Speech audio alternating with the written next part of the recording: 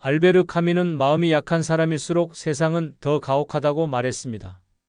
공자도 가까운 사람일수록 더 쉽게 당신을 무너뜨릴 수 있다고 경고했으며 나폴레옹은 당신이 침묵할수록 세상은 당신을 더 쉽게 무시한다고 했습니다. 처음엔 이 말들이 지나치게 비관적으로 들렸을지도 모릅니다. 사람은 함께 살아야 행복하지 않나? 가족이, 친구가 있어야 외롭지 않은 거 아닌가? 그렇게 믿으며 살았습니다. 하지만 나이가 들고 상처가 쌓이고 내 마음을 몰라주는 사람들 속에서 점점 깨닫게 됩니다. 이 철학자들의 말이 결코 과장이 아니라는 것을, 특히 60대를 넘어서면 오히려 사람 사이에서 더 많이 다치고 더 깊이 외로워진다는 걸 절실히 느끼게 됩니다. 오늘 영상에서는 왜 이제는 더 이상 눈치 보지 말고 독하게 살아야만 하는지 그 현실적인 이유 6가지를 낱낱이 말씀드리겠습니다. 아직 구독과 좋아요 누르지 않으셨다면 지금 꾹 눌러주시고요. 오늘 이 이야기 당신과 똑같은 고민으로 지쳐있는 누군가에게 꼭 전달해 주세요. 지금부터 당신 인생의 주도권을 되찾는 시간이 시작됩니다. 노년에 독하게 살아야 하는 첫 번째 이유는 웃으며 참고 있으면 진짜 괜찮은 줄 알기 때문입니다. 괜찮아, 괜찮아. 사람들은 그렇게 말하며 하루를 넘깁니다. 속은 끓고 마음은 무너져도 겉으론 웃으며 버팁니다. 그런데 문제는 사람들이 그 웃음을 진심으로 받아들인다는 데 있습니다. 당신이 아파도 말하지 않으면 안 아픈 줄 알고 힘들어도 내색 안 하면 강한 사람이라 착각합니다. 그 결과 당신은 더 많은 것을 떠안고 더 깊이 상처받고 결국 누구에게도 위로받지 못한 채 고립되어 갑니다. 노년의 미소는 때론 생존입니다. 괜히 자식 앞에서 티 내기 싫고 친구 앞에선 약해 보이기 싫고 사람들 사이에선 민폐가 되기 싫어 참고 또 참습니다. 그런데 그 침묵 속 웃음은 결국 당신을 외롭게 만듭니다. 사람들은 신호를 읽지 않습니다. 보여주는 것만 믿습니다. 그래서 그 정도는 괜찮겠지라고 넘기고 말 안 하는 걸 보니 아직 할만한가 보다라고 판단합니다. 그 판단은 결국 당신에게 더 많은 짐을 지우게 됩니다. 웃는 얼굴로 삼시세끼를 챙기다 탈진해도 정색하지 않고 부탁을 들어주다 속이 문드러져도 아무도 알아채지 못합니다. 그러니 더는 참지 마십시오. 힘들 땐 힘들다고 말하고 안 되는 건 안 된다고 말해야 합니다. 그렇지 않으면 당신의 희생은 누구의 기억에도 남지 않고 당신의 미소는 결국 오해로 남게 됩니다. 강원도 속초에 사는 75세 김말순 씨는 딸과 사위 그리고 두 손주와 함께 살았습니다. 딸 부부는 맞벌이라 늘 바빴고 김 씨는 집안일과 아이 돌봄을 도맡아 했습니다. 하루 3끼를 차리고 아이들 등하원도 챙기며 지냈지만 입에서는 늘 나는 괜찮아라는 말만 나왔습니다. 하지만 속은 달랐습니다. 허리 통증, 만성 피로, 무기력감까지 찾아왔지만 그는 내색하지 않았습니다. 그러던 어느 날 김 씨는 부엌에서 허리를 삐끗해 주저앉고 말았습니다. 병원에선 과도한 무리라는 진단을 내렸고 물리치료와 약물치료가 시작됐습니다. 그제야 딸이 말했습니다. 엄마, 힘들면 말 좀 하시지 왜 참았어요? 김 씨는 조용히 대답했습니다. 내가 너무 바빠 보였어. 나까지 짐 되고 싶지 않았어. 그 말을 들은 딸은 눈물을 보이며 말했다고 합니다. 엄마가 괜찮다고 해서 진짜 괜찮은 줄 알았어. 그 후 김 씨는 달라졌습니다. 가사노동 분담을 요청했고 손주 돌봄도 주말만 돕기로 했습니다. 치료에 집중하며 자신의 컨디션을 우선하기 시작했고 안 되는 건 안 되라고 분명히 말할 줄 아는 어른이 되었습니다. 그는 말합니다. 웃으며 참는 게 미덕인 줄 알았는데 그게 결국 나만 망치는 일이더라고요. 노년의 침묵은 아무도 구해주지 않습니다. 사람들은 당신이 괜찮다 하면 더 기대고 더 요구합니다. 웃는다고 다 괜찮은 게 아닙니다. 오히려 웃는 사람일수록 더 많이 무너져 있습니다. 그러니 이제부터는 웃기 전에 먼저 말하세요. 나는 괜찮지 않아. 나도 쉬고 싶어. 나도 돌봄이 필요해. 그게 당신의 삶을 지키는 첫걸음입니다. 웃는 얼굴 뒤에 숨은 눈물은 결국 아무도 알아주지 않습니다. 노년엔 웃음보다 용기가 필요합니다. 말할 수 있는 용기, 표현할 수 있는 결심, 독하게 마음먹는 단호함. 그것이 지금 당신에게 필요한 마지막 이유입니다. 이제는 참지 마세요. 당신의 진심은 침묵이 아니라 행동으로 보호받아야 합니다. 노년에 독하게 살아야 하는 두 번째 이유는 한번 양보하면 다음은 당연해지기 때문입니다. 처음엔 작은 부탁이었습니다. 엄마, 이번 달만 좀 도와줘요. 아버지, 일단 저희 앞으로 집 명의만 해놓을게요. 마음은 망설였지만 가족이고 믿는 사이라 생각해 양보했습니다. 하지만 그 한 번의 양보는 습관이 되었고 다음부턴 부탁이 아니라 요구가 되어 돌아옵니다. 그리고 언젠가부터는 왜 이번엔 안 해줘요?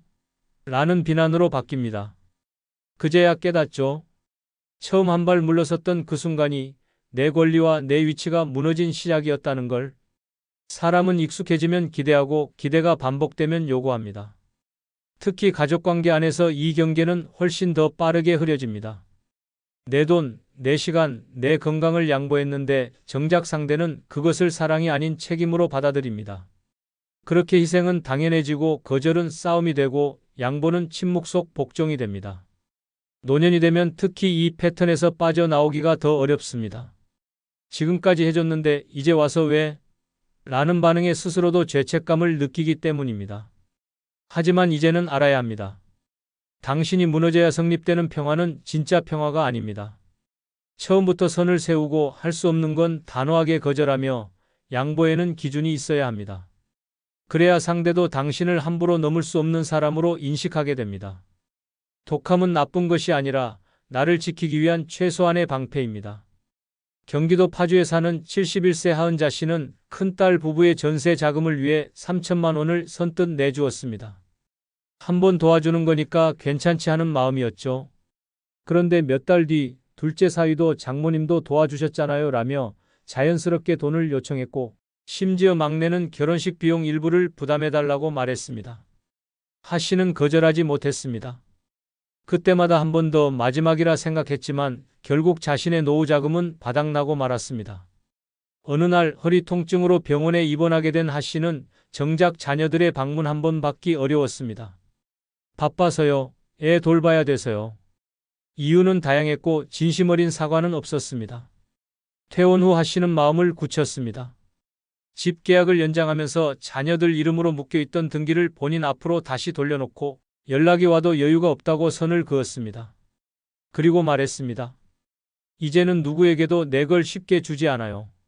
내가 외롭더라도 다시 무너지진 않을 겁니다. 양보는 선택이지 의무가 아닙니다. 그런데 한번 해주면 그것이 당신의 성격이 되고 기대가 되고 요구가 됩니다. 그리고 거절하는 순간 당신은 매정한 사람이 됩니다. 그렇다면 처음부터 선을 세워야 합니다. 할 수 있는 만큼만, 줄 수 있는 만큼만, 지킬 수 있는 선 안에서만. 그게 진짜 지혜입니다. 노년은 남에게 잘 보이는 인생이 아니라 나를 지키는 인생으로 바뀌어야 할 시기입니다. 한 번의 양보가 평생의 후회가 되지 않도록 지금부터는 기준을 정하고 원칙을 지켜야 합니다. 더는 미안해하지 마세요. 당신의 인생을 결정하는 건 당신입니다. 그리고 그 인생에 불필요한 침입을 막는 단호함, 그게 바로 독하게 살아야 하는 이유입니다. 노년에 독하게 살아야 하는 세 번째 이유는 정 많은 사람이 가장 깊이 상처받기 때문입니다. 정이라는 건 참 따뜻한 단어입니다. 누구 아프다 하면 제일 먼저 달려가고 힘들다 하면 밥 한 그릇 챙겨주고 가족이라면 당연히 모든 걸 내어주는 사람들. 하지만 아이러니하게도 그 정 많은 사람이 노년이 되면 가장 외롭고 가장 깊이 상처받습니다. 왜일까요? 사람들은 당신의 정을 고마움이 아닌 기대로 바꾸기 때문입니다. 한 번 해주면 다음에도 해줄 거라 여기고 안 해주면 섭섭해하고 결국 당신의 진심은 당연한 의무로 소비됩니다.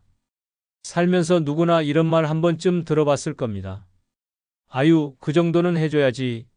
당신은 원래 그런 사람이잖아. 그렇게 당신의 배려와 희생은 박수받지 못한 채 점점 부담과 책임으로만 남습니다. 더 큰 문제는 정을 준 사람이 상처받는다는 사실입니다.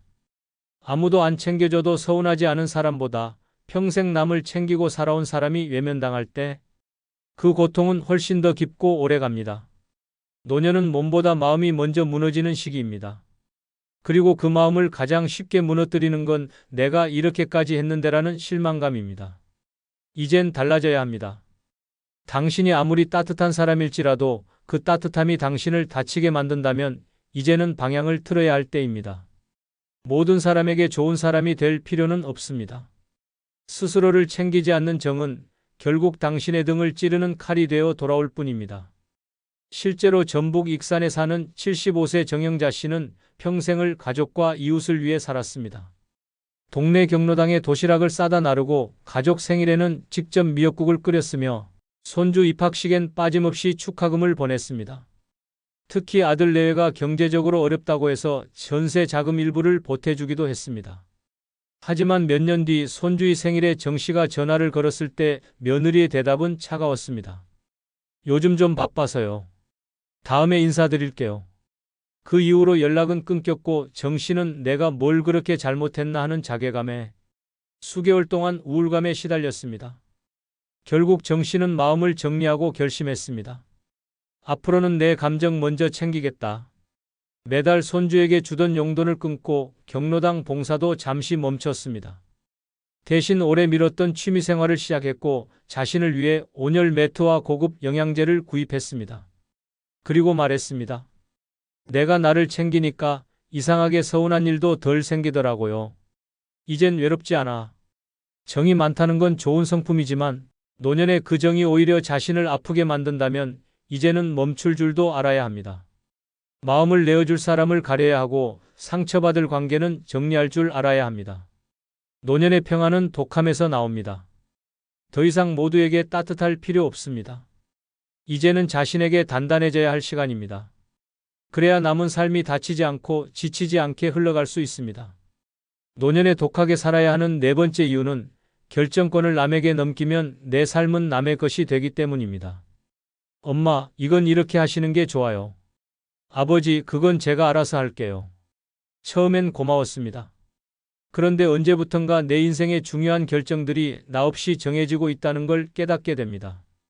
내 돈인데, 내 건강인데, 내 집인데 정작 내 의사는 없고 자식이나 주변 사람이 대신 결정합니다. 그 순간부터 당신의 인생은 더 이상 당신의 것이 아닙니다.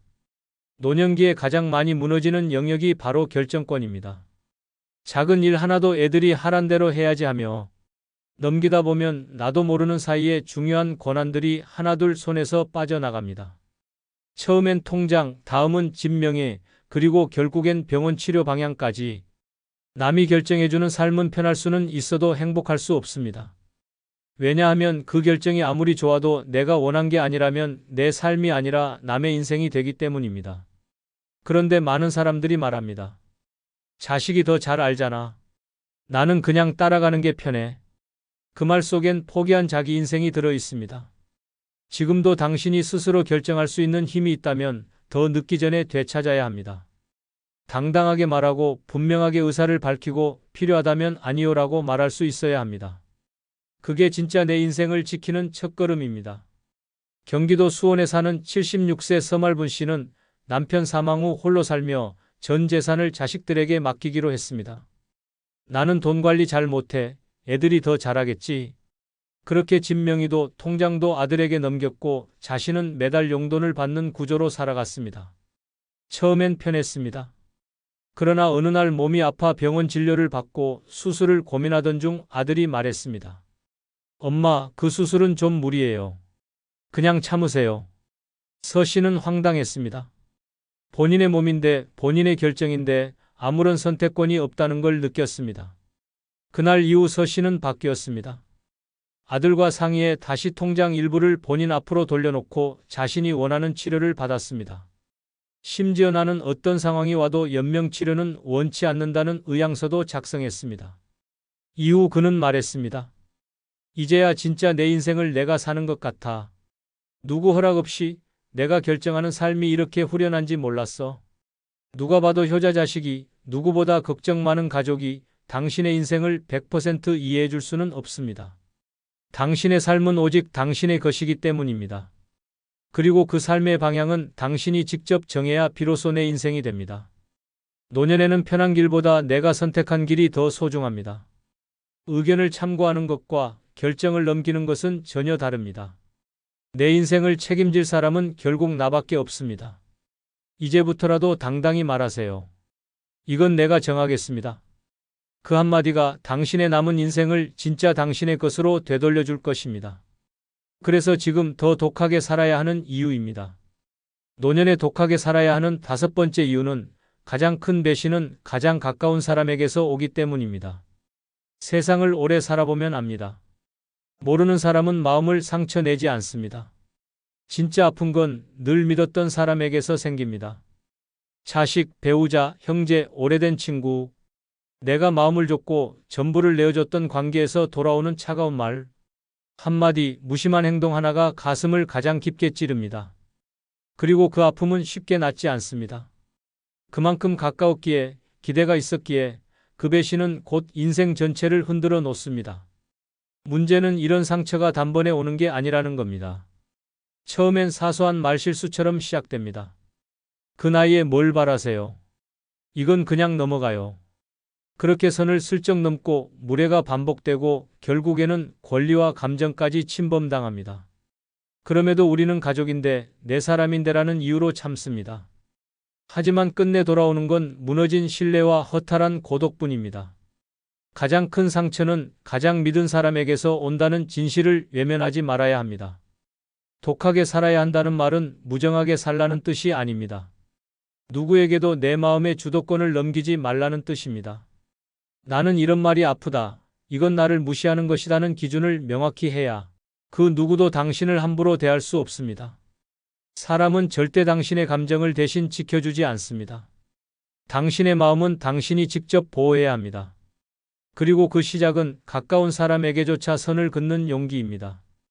경기 안양에 사는 70세 정미순 씨는 세 자녀를 홀로 키우며 평생을 희생했습니다. 특히 장남에겐 모든 걸 쏟았고 아들 결혼 후엔 집 한 채를 팔아 혼수에 보탰습니다. 이후 정 씨는 작은 원룸에서 혼자 살며 생활비도 넉넉지 않은 나날을 보냈지만 아들 부부는 찾아오기는커녕 전화 한 통 하지 않았습니다. 어느 날 병원에서 쓰러져 응급실에 실려갔을 때도 며느리는 지금 애 데리고 바빠요. 내일 갈게요. 라고 말했습니다. 정 씨는 그날 밤 병원 침대에서 처음으로 울었습니다. 내가 다 죽어도 이렇게 되는구나. 퇴원 후 정 씨는 전세 계약을 정리하고 노후 자금을 다시 정비했습니다. 아들과 공유하던 계좌를 끊고 자신을 위해 여행 통장을 만들었습니다. 그리고는 오랫동안 미뤘던 제주 여행을 떠났습니다. 그때 눈물이 나더라고요.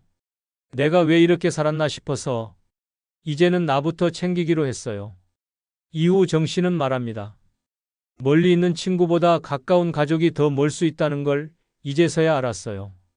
우리는 가까운 사람에게서 다치고도 끝내 그들을 변호합니다. 원래 그런 사람이니까 나를 사랑하긴 하겠지. 하지만 상처는 분명히 존재합니다. 가까운 사람이니까 더 아프고 더 조심해야 합니다. 그것이 노년의 인간관계를 지키는 유일한 방법입니다. 누구든 나를 함부로 대하게 두지 마세요. 피가 섞였든 함께 살아왔든 정을 나눴든 간에 당신의 감정은 결코 당연한 게 아닙니다. 이제부터라도 독하게 마음먹고 기준을 세우세요. 가깝다고 해서 허용하지 말고 사랑한다고 해서 무시하게 두지 마세요. 그게 바로 노년의 당신을 지키는 가장 단단한 방패입니다. 노년에 독하게 살아야 하는 6번째 이유는 겸손은 미덕이지만 침묵은 미련이 되기 때문입니다. 우리는 어릴 때부터 이렇게 배웠습니다. 말 아끼는 사람이 지혜롭다. 겸손은 최고의 덕목이다. 그래서 웬만한 일에는 참았습니다. 억울한 말도 넘기고 속상한 일도 웃으며 덮고 내 몫이 줄어들어도 불평하지 않았습니다. 그런데 문제는 그 겸손이 나를 존중받게 하지 않았다는 데 있습니다. 오히려 내가 침묵한 만큼 세상은 더 쉽게 나를 무시하기 시작했습니다. 노년이 되면 말수가 줄어드는 걸 지혜라고 착각합니다. 하지만 아닙니다. 아무 말도 하지 않으면 아무런 의사도 없는 사람처럼 취급받고 결국 중요한 자리에서 의견조차 묻지 않게 됩니다. 병원에서, 가족 안에서, 친구 관계 안에서 당신이 해야 할 말을 하지 않으면 당신의 몫은 사라지고 당신의 존재는 점점 작아집니다. 겸손과 침묵은 전혀 다릅니다. 겸손은 내가 충분히 말할 수 있음에도 말을 아끼는 것이고 침묵은 말해야 할 때조차 입을 닫는 것입니다. 전자는 품격이지만 후자는 손해입니다. 당신이 억울할 때, 서운할 때, 불편할 때 말하지 않으면 아무도 알아주지 않습니다. 오히려 저 사람은 원래 참는 사람으로 낙인 찍히고 결국 손해는 당신이 다 떠안게 됩니다. 충남 논산에 사는 73세 이광분 씨는 그런 침묵의 대가를 뼈저리게 겪은 사람입니다. 큰 며느리가 함께 살자고 해서 3년 전 아파트 명의를 며느리 부부 앞으로 바꿔주었습니다. 당시 그는 아무 말도 하지 않았습니다. 자식한테 의심 보일까봐 괜히 말 꺼내면 욕심 많아 보일까봐 겸손하게 넘겼던 겁니다. 그런데 시간이 지나자 며느리는 점점 행동이 달라졌습니다. 눈치를 주고 간섭이 늘고 급기야 여긴 제 집이에요라는 말까지 들었습니다. 이 씨는 충격을 받았지만 아무 말도 하지 못했습니다. 주변에선 왜 가만히 있었냐고 했지만 그는 말합니다. 그땐 말이 안 나왔어요. 내가 말하면 더 틀어질까봐 그냥 참았던 거죠. 결국 이 씨는 아파트를 나와 월세집을 구해야 했고 그때서야 깨달았습니다. 그때 딱 한마디만 했어도 이렇게까지는 안 됐을 텐데 지금은 생활비를 줄이면서 혼자 사는 삶을 선택했지만 마음속에 남은 후회는 지울 수 없다고 말합니다. 그때의 침묵이 내 인생을 갈라놓았어요. 노년에 말 없는 사람은 존중받지 않습니다. 겸손하게 말하는 사람은 지혜로 기억되지만 침묵하는 사람은 무시당하기 쉽습니다. 이제는 바꿔야 합니다. 불편할 땐 싫다고 말해야 하고 억울할 땐 이건 아닌 것 같다고 말해야 하며 내 의견이 필요할 땐 단호하고 명확하게 말해야 합니다. 그것이 나를 지키는 말, 그것이 존재감을 잃지 않는 법입니다. 그리고 마지막으로 한 가지 부탁드립니다. 쿠팡에서 물건 구입 시 영상 아래에 나오는 아무 제품을 클릭하면 쿠팡으로 연결됩니다. 그리고 여러분이 아무 제품을 구입해도 본 채널에 약간의 수수료가 발생하오니 이런 방법으로 도움 주시면 감사하겠습니다. 그럼 내일 더 좋은 영상으로 모시겠습니다. 벤저민 프랭클린은 노년에 가난하다는 건 2번 죽는 것과 같다고 말했습니다. 조지 오웰은 돈이 없을 때 인간의 자존감은 사라진다고 했고 장 자크 루소는 가난은 육체보다 마음을 먼저 병들게 한다고 말했습니다. 이 세 사람의 말은 단순한 명언이 아닙니다.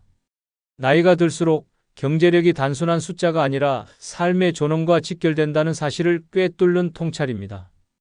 늙어서 돈이 없다는 건 단순히 궁핍한 것이 아니라 삶의 선택지를 하나씩 빼앗기는 고통입니다. 병원 앞에서 망설이고 친구 모임은 피하게 되고 자식에게 말 꺼내는 것도 조심스러워지며 하루하루 숨조차 쉬기 어려워집니다. 오늘 이 시간 왜 노년에 돈이 없으면 가장 먼저 삶의 숨통이 조여오는지 그 냉정한 6가지 이유를 솔직하게 말씀드리겠습니다. 아직 구독과 좋아요 누르지 않으셨다면 지금 꾹 눌러주시고 오늘 이 이야기 주변의 소중한 분들에게 꼭 공유해 주시기 바랍니다. 늙어 돈 없으면 제일 먼저 나를 숨조여오는 첫 번째는 식당 메뉴판에서 가장 싼 것만 찾게 될 때입니다. 식당에 앉아 메뉴판을 펼치는 순간 먹고 싶은 건 많지만 눈은 가장 먼저 숫자부터 훑기 시작합니다. 입은 불고기를 당기는데 손은 김치찌개 7,000원에 멈춥니다. 단골 식당인데도 그냥 제일 저렴한 걸로 주세요라는 말이 입에 붙습니다. 문제는 이게 단지 한 끼 식사의 문제가 아니라는 겁니다. 이 순간부터 당신은 스스로를 줄이는 삶에 익숙해지기 시작합니다. 먹고 싶은 걸 고를 수 없다는 건 단순히 전략이 아니라 선택권을 잃는 삶입니다. 누구와의 식사에서도 스스로 가장 작아지고 남이 시키는 메뉴 앞에서도 괜히 눈치가 보입니다. 나는 이걸로 충분해요라는 말은 겸손이 아니라 현실을 숨기기 위한 자기 위안이 됩니다. 그렇게 돈 없는 삶은 식탁에서부터 당신의 자존심을 하나씩 깎아내기 시작합니다. 원하는 걸 말하지 못하고 계산이 두려워지고 결국 사람을 피하게 됩니다. 서울 은평구에 사는 74세 장인환 씨는 과거엔 외식하는 걸 즐겼습니다. 자식들과 고깃집도 가고 친구들과 칼국수 한 그릇 나누며 이야기를 나누는 게 큰 낙이었습니다. 하지만 은퇴 후 연금 외 수입이 줄어들면서 상황은 달라졌습니다. 친구가 이번엔 내가 한번 싸봐라는 말 한마디에 머릿속 계산부터 돌아가기 시작했습니다. 내가 지금 이걸 사면 이번 주 내내 라면으로 버텨야 하는데 결국 장 씨는 외식 자리를 피하게 되었고 점점 연락도 줄었습니다. 어느 날 손주가 함께 분식집에 가자고 했습니다. 평소 좋아하던 돈가스가 먹고 싶었지만 3,000원 더 저렴한 떡볶이를 고르며 이렇게 말했습니다. 할아버지는 이게 더 좋아. 손주는 웃으며 먹었지만 장 씨는 속으로 자책했습니다. 왜 나는 내 입맛 하나도 마음대로 못 챙기나. 그날 이후 그는 식사 자체가 부담스러워졌다고 말합니다. 이처럼 돈이 없다는 건 단순히 식비를 아끼는 게 아닙니다. 삶의 즐거움이 사라지는 시작입니다. 내가 먹고 싶은 걸 고를 수 없는 인생, 그 자체가 이미 존엄을 잃는 길입니다. 그 순간부터 사람도 자리도 말도 피하게 됩니다. 더 작아지고 더 위축되고 더 외로워집니다. 그래서 돈이 없으면 제일 먼저 식탁이 바뀌고, 식탁이 바뀌면 마음이 바뀌고, 마음이 바뀌면 결국 인생 전체가 움츠러듭니다. 누구와 앉든 무엇을 먹든 당당히 고를 수 있어야 사람답게 사는 겁니다. 단 한 끼의 식사라도 내 입맛대로 선택할 수 있는 여유. 그것이 바로 노년에 절대 빼앗겨선 안 될 최소한의 존엄입니다. 그리고 그 존엄은 돈이 없을 때 가장 먼저 사라집니다. 늙어 돈 없으면 제일 먼저 나를 숨줘요는 두 번째는 병원비 걱정에 아픈 걸 참고 있을 때입니다. 몸이 보내는 신호는 누구보다 내가 먼저 압니다. 뻐근한 어깨, 저릿한 무릎, 쓰린 속과 답답한 가슴. 분명히 이상하다는 걸 알면서도 병원 가는 걸 미룹니다. 왜냐고요? 돈이 없기 때문입니다. 진료비, 약값, 검사비, 교통비까지. 단순한 진찰 한 번이 통장에 주는 타격이 너무 크니까요. 결국 돈보다 몸을 덜 쓰는 쪽을 택하고 그렇게 병은 깊어지고 고통은 길어집니다. 이 정도쯤은 괜찮겠지. 좀 쉬면 낫겠지. 그렇게 스스로를 설득하며 하루하루 통증을 견딥니다. 하지만 그것이 반복되면 병은 더 악화되고 결국 응급실로 실려가서야 진짜 문제를 마주하게 됩니다. 돈이 없어 병을 미루는 건 병을 키우는 지름길입니다. 그런데 문제는 그 대가가 당신의 몸이란 겁니다. 돈을 아끼겠다고 참고 참다가 결국엔 그보다 몇 배, 몇십 배의 비용과 고통을 떠안게 되는 것입니다. 대전 동구에 사는 76세 한영자 씨는 어느 날부터 오른쪽 허리가 욱신거리기 시작했습니다. 처음엔 찜질로 버텼고 그 다음엔 진통제로 하루하루를 견뎠습니다.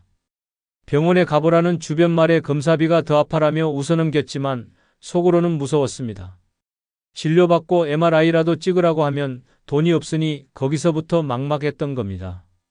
그렇게 석 달을 버텼고 결국 한밤중에 통증이 심해져 구급차를 타고 응급실로 가게 됐습니다. 검사 결과는 디스크 탈출증. 병원에서는 초기에 치료했으면 간단했을 걸, 지금은 수술이 불가피하다고 말했습니다. 몇십만 원이 아까워 참았던 통증은 몇백만 원짜리 수술로 돌아왔습니다. 퇴원 후 한 씨는 말했습니다. 돈이 없다는 게 내 몸의 경고조차 무시하게 만들 줄은 몰랐어요. 아프다는 말을 꺼내는 것도 눈치가 보이더라고요. 늙어 병원비가 무서워 참는다는 건 당신의 고통이 사회적 침묵으로 바뀌는 순간입니다. 말 못하고 참고 있는 고통은 그 누구도 알아채주지 않습니다. 심지어 가족도 자식도 병원도 당신이 얼마나 아픈지 모릅니다. 그저 괜찮아 보인다고 여길 뿐입니다. 돈이 없다는 이유 하나로 당신의 몸과 감정은 방치되고 맙니다. 그래서 노년에 돈이 없으면 병원 문턱부터 멀어지고 병원 문턱이 멀어지면 내 몸에 대한 권리도 함께 사라집니다. 통증 앞에 무기력해지는 삶, 고통 앞에 침묵하는 삶.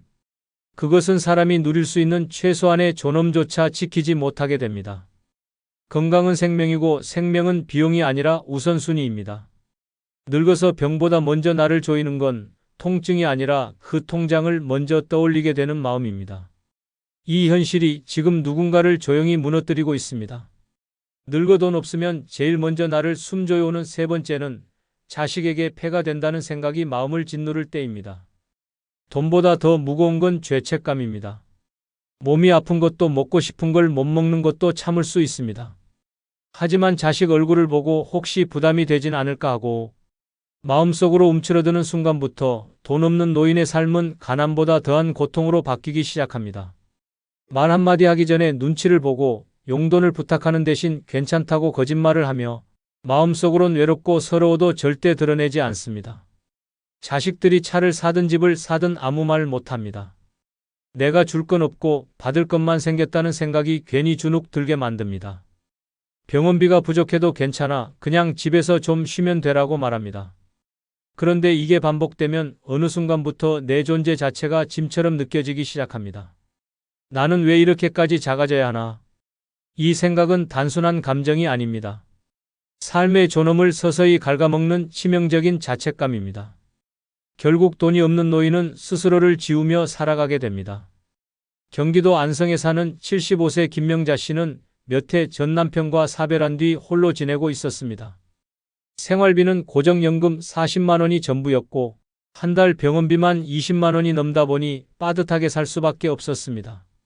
어느 날 심장 두근거림과 현기증이 심해져 병원에 가야 했지만 그는 망설였습니다. 병원에 가면 검사비만 수십만 원, 입원이라도 하게 되면 자식에게 연락해야 하는 상황. 그는 차마 전화를 들지 못했습니다. 며칠 뒤 결국 쓰러졌고 딸이 병원으로 달려와 말했습니다. 엄마, 왜 이렇게 될 때까지 아무 말도 안 했어? 김 씨는 그제야 눈물을 흘리며 털어놓았습니다. 내가 힘들까봐, 나 같은 사람한테 돈 쓰는 게 부담될까봐 그 후로 그는 외출도 줄이고 식사도 한 끼로 줄이며 스스로를 자식들에게서 점점 지워가듯 살았습니다. 김 씨의 사례처럼 돈이 없으면 가장 먼저 무너지는 건 관계가 아니라 존재감입니다. 말도 줄고 표정도 굳고 나는 괜찮다는 말이 자식과의 대화의 전부가 되어갑니다. 그렇게 부모는 더 이상 도움을 청하지 않고 자식은 진짜 괜찮은 줄 알고 거리를 둡니다. 돈이 없다는 이유 하나로 가장 가까운 가족 안에서도 마음 둘 곳이 사라지는 현실. 그 숨막힘은 외로움보다 더 깊고 침묵보다 더 아픕니다. 자식에게 폐가 된다는 생각은 돈 없는 노인이 스스로를 무너뜨리는 가장 무서운 마음입니다. 어느 날 괜찮다는 말이 습관이 되고 그 습관은 점점 당신을 조용히 사라지게 만듭니다. 자식에게 기대는 것도 당연한 인생의 순환입니다. 그러나 돈이 없다는 이유로 그 기대조차 죄책감이 되는 순간 노인의 삶은 더욱 작아지고 말죠. 그래서 늙어 돈이 없으면 마음부터 조여옵니다. 그것도 가장 가까운 사람 앞에서부터 말입니다. 늙어 돈 없으면 제일 먼저 나를 숨 조여오는 네 번째는 괜찮아요 라는 말 뒤에 위축된 자신이 있을 때입니다. 괜찮아요. 전 이 정도면 돼요. 이 말 얼마나 자주 하셨나요? 식사 자리에서, 모임에서, 병원 앞에서, 자식들과의 대화 속에서. 처음엔 진짜 괜찮다고 믿었습니다. 욕심내지 말자, 눈치 주지 말자, 남에게 폐 끼치지 말자고. 하지만 어느 순간부터 괜찮다는 말은 더 이상 마음에서 나온 게 아니라 돈 없는 현실에서 나온 방어막이 되어 있음을 알게 됩니다.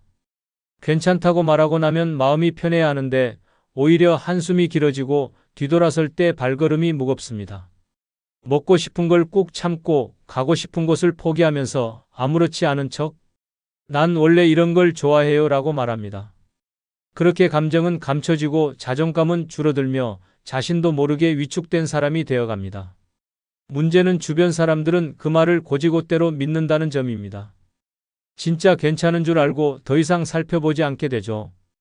결국 스스로 작아진 모습에 더 외로워지고 더 고립됩니다.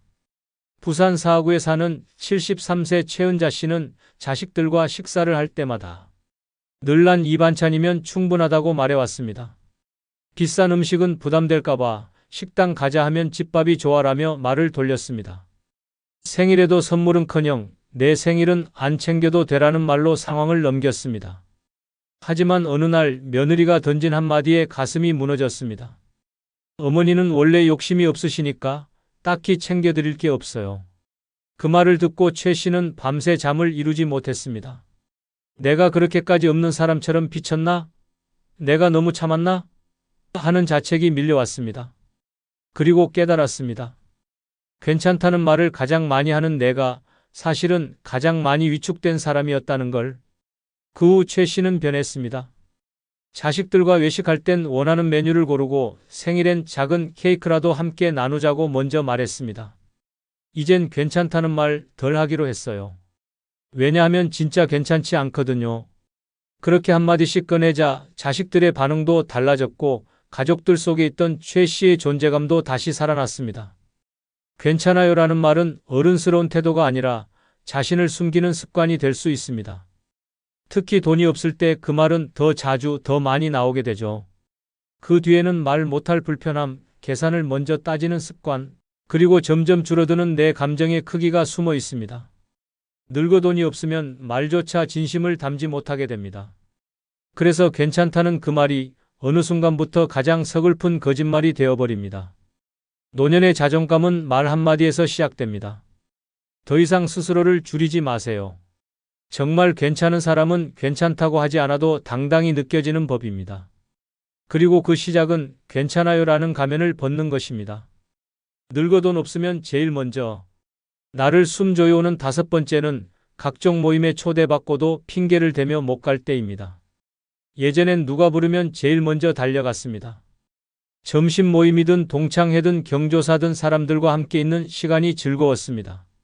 하지만 통장 잔고가 바닥나고 수중에 현금이 넉넉지 않다는 현실이 다가오면 달라집니다. 모임이 생겨도 머릿속에 먼저 떠오르는 건 옷 걱정, 교통비, 식사비, 축의금입니다. 그리곤 자연스럽게 이번엔 그냥 빠질게, 몸이 좀 안 좋아서 같은 말로 자리를 피하게 됩니다. 문제는 이게 반복되면 사람들은 당신을 안 나오는 사람으로 기억하기 시작합니다.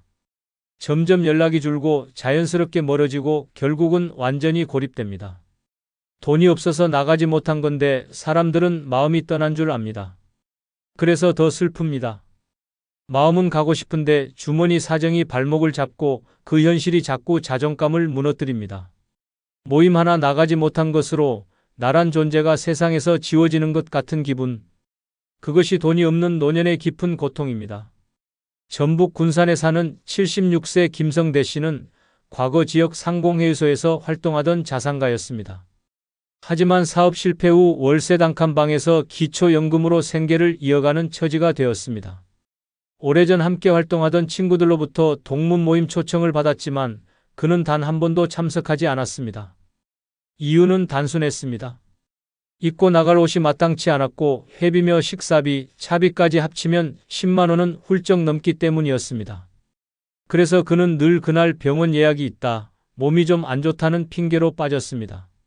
시간이 지나면서 그는 어느새 연락 명단에서도 사라졌고 모임 사진 속엔 익숙한 얼굴들만 남았습니다. 그는 혼잣말처럼 중얼거렸습니다. 내가 그 모임을 싫어한 게 아니야. 그냥 가진 게 없어서였지. 그리고 조용히 말했습니다. 외로움보다 서러운 건 가고 싶은데 못 가는 내 사정이었어요. 이처럼 늙어서 돈이 없으면 나가는 게 부담이 되고 안 나가는 건 죄책감이 됩니다. 사람들과 웃고 떠들던 시간이 부담이 되는 순간부터 관계는 조용히 끊어집니다. 사람은 혼자 살아갈 수 없는 존재입니다. 특히 노년의 관계는 삶을 지탱해주는 마지막 줄기일 수 있습니다. 하지만 돈이 없으면 그 줄기마저 스스로 끊게 되는 겁니다. 나는 그런 자리가 불편해서 안 간다는 말 뒤에는 사실은 돈이 없어서 못 간다는 진짜 이유가 숨어 있습니다. 그 순간부터 당신의 존재는 모임 밖으로 밀려나고 세상과의 끈도 하나씩 잘려나갑니다. 그래서 늙어 돈이 없으면 가장 먼저 당당함을 잃고 그 다음엔 사람들과의 연결이 끊어집니다. 조용히 그러나 잔인하게 나를 조여오는 현실입니다. 늙어 돈 없으면 제일 먼저 나를 숨조여오는 여섯 번째는 아프면 끝이라는 생각이 머리를 떠나지 않을 때입니다. 젊었을 땐 병이 와도 두렵지 않았습니다. 병원 갈 돈이 있었고 옆에서 도와줄 사람도 있었고 회복할 체력도 있었습니다. 하지만 늙어 돈이 없는 순간부터 병은 곧 인생의 종지부처럼 느껴집니다. 아프다는 감각이 들자마자 머릿속에 먼저 떠오르는 건 치료보다 비용이고 간병보다 민폐입니다. 그래서 조용히 혼잣말처럼 되뇌게 됩니다. 이제 아프면 진짜 끝이다. 단순한 통증도 불안감으로 번지고 검진 결과 기다리는 동안엔 심장이 벌렁거립니다. 병명보다 무서운 건 이제 어떻게 하지? 라는 공포입니다. 보험도 다 해지했고 자식에게 손 벌릴 형편도 안 되고 통장 잔고는 몇만 원. 그때부터 마음속에서 병은 돌이킬 수 없는 낭떠러지처럼 자리 잡습니다. 나를 돌볼 여유가 없으니 그냥 버티다 죽는 수밖에 없다는 냉정한 현실 인식이 머릿속을 지배합니다. 이 공포는 단순히 육체의 고통이 아닙니다. 내가 쓰러졌을 때 나를 지켜줄 아무것도 없다는 절망감, 그게 돈 없는 노년에게 가장 조용하고 잔인하게 다가오는 숨막힘입니다. 그래서 늙어 돈이 없으면 병보다 병을 생각하는 마음이 먼저 나를 갉아먹기 시작합니다. 광주 북구에 사는 77세 임정애 씨는 몇 달 전부터 숨이 가빠지고 가슴이 조이는 증상이 반복됐습니다. 병원에 가자니 검사비와 약값이 걱정됐고 아무도 돌봐줄 사람이 없었기에 병이 커질까 봐 더 두려웠습니다. 결국 참다가 한밤중에 쓰러졌고 다음날 오후가 되어서야 우편 배달부가 발견해 119에 신고했습니다. 병명은 신부전. 조기 진단을 받았더라면 약물로 관리가 가능했지만 상태가 악화되어 장기 입원이 필요하다는 말을 들었습니다. 그러나 입원비가 부담돼 일주일 만에 퇴원했고 임 씨는 스스로 말합니다. 이젠 아프다는 생각이 들기만 해도 공포예요. 그냥 이대로 가는 수밖에 없겠구나 싶을 때가 많아요. 이처럼 돈이 없으면 병을 앓는 게 아니라 병을 두려워하는 삶이 시작됩니다. 그 두려움은 고통보다 더 깊게 들어와 마음을 누릅니다. 잠자리에 들기 전 내가 오늘 밤에도 멀쩡히 일어날 수 있을까 하는 불안감. 누가 무심코 괜찮으세요? 하고 물으면 속으로 대뇌는 아니요. 하나도 안 괜찮아요 라는 외침. 그 모든 것이 돈이 없기 때문에 생긴 공포입니다. 그래서 늙어 돈이 없으면 병이 무서운 게 아니라 병을 감당할 수 없다는 현실이 더 무섭습니다. 그리고 그 현실이 매일같이 내 머릿속을 조여오며 단 한 번의 통증에도 이젠 끝이다라는 생각을 떨칠 수 없게 만듭니다. 그 공포는 세상 누구보다 나를 가장 조용히 그러나 깊게 무너뜨립니다. 그게 바로 돈 없는 노년의 마지막이자 가장 무서운 조임입니다. 장자크 루소는 가난은 육체보다 마음을 먼저 병들게 한다고 했고 쇼펜하우어는 노년의 고통은 고독보다 무력감에서 시작된다고 했습니다. 우리는 그 말을 이제야 가슴으로 실감하고 있습니다. 아프다고 말 못하고 먹고 싶은 걸 외면하고 사람들 사이에서 작아지고 늙어 돈이 없으면 삶 전체가 점점 조여옵니다. 더는 미루지 마십시오. 노년을 지키는 최소한의 준비 지금부터라도 시작해야 합니다. 그래야 숨이 막히는 날을 피할 수 있습니다. 구독자 여러분은 모두 풍요로운 노년이 될 것으로 믿습니다. 그리고 여러분 마지막으로 한 가지 부탁드립니다. 영상 화면 오른쪽 아래에 나오는 아무 제품을 한 번씩 클릭해 주시기 바랍니다. 그럼 그 이후 24시간 안에 여러분이 쿠팡에서 물건을 구매하시면 저의 채널에 약간의 수수료가 발생합니다. 이렇게 간접 후원해 주시면 감사하겠습니다. 벤자민 프랭클린은 외모는 문을 열고 인격은 그 자리에 머문다고 했고 조지 오웰은 가난이 존엄을 앗아가듯 무심한 외모는 자존을 앗아간다고 말했습니다. 장자크 루소도 외면이 흐트러진 사람은 내면도 쉽게 무너진다고 했습니다. 이 나이에 외모가 뭐가 중요해요? 그렇게 말하던 한 여성이 있었습니다. 그런데 어느 날 동창 모임에서 들려온 말 한마디가 뼈를 때렸습니다. 누구세요? 못 알아봤어요. 그날 이후 그녀는 거울을 보며 울었습니다. 내가 너무 스스로를 놓았구나. 사람들은 늙을수록 내면이 중요하다고 말하지만 현실은 다릅니다. 외모는 곧 자신감이고 대우이고 존재감입니다. 오늘은 왜 나이 들어서도 외모가 결코 포기해서는 안 되는 이유 6가지 낱낱이 말씀드리겠습니다. 무조건 끝까지 시청하시기 바랍니다. 구독, 좋아요, 알림 설정 꾹 눌러주시면 시작하겠습니다. 나이 들어 외모가 중요한 첫 번째 이유는 사람들은 생각보다 겉모습에 먼저 반응하기 때문입니다. 중요한 건 마음이지 겉모습이 뭐가 중요하냐고 말하는 사람들이 있습니다. 하지만 현실은 그렇지 않습니다. 사람들은 무의식 중에 먼저 외모를 쓱 보고 그 사람의 성격, 태도, 경제력, 심지어 신뢰할 수 있는지까지 판단해버립니다. 이건 비난할 수 있는 성향이 아니라 인간 본능에 가까운 반응입니다. 그리고 그 반응은 나이가 들수록 더 냉정해집니다. 젊었을 땐 외모가 다가 아니라고 말해도 외모에서 오는 활력과 정돈된 느낌은 오히려 나이 든 사람에게 더 큰 영향을 미칩니다. 깔끔한 인상, 밝은 표정, 정돈된 머리와 옷차림은 그 사람의 삶의 태도와 자기 관리 능력을 보여줍니다. 반대로 옷이 구겨지고 머리가 흐트러지고 무표정한 얼굴로 거리를 걷는 모습은 쉽게 의욕 없는 사람으로 보이기 십상입니다.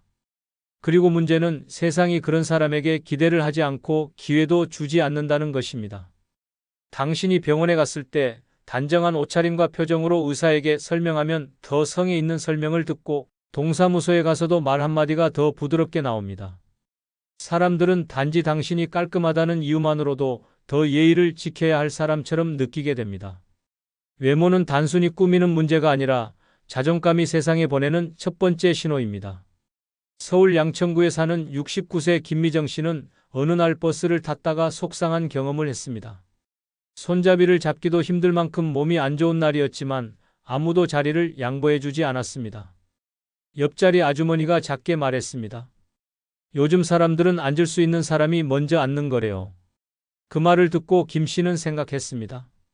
내가 너무 흐트러진 모습으로 다녔나? 그날 이후 그는 헤어스타일을 정돈하고 밝은색 블라우스를 꺼내 입고 얼굴에 미소를 띠기 시작했습니다. 그 변화는 생각보다 컸습니다. 주변 사람들의 말투가 달라졌습니다.